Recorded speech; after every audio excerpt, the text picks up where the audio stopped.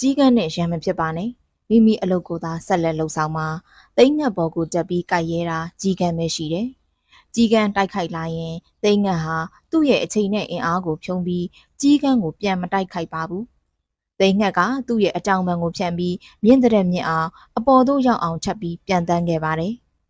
အမြင့်ကိုရောက်သွားတဲ့အခါအောက်ဆီဂျင်နည်းသွားတဲ့ကြီးကန်းဟာသူ့ဟာသူပြုတ်ကျသွားတယ်လို့ဆိုပါတယ်သိန်းငတ်စီကသင်ငန်းစာယူပါ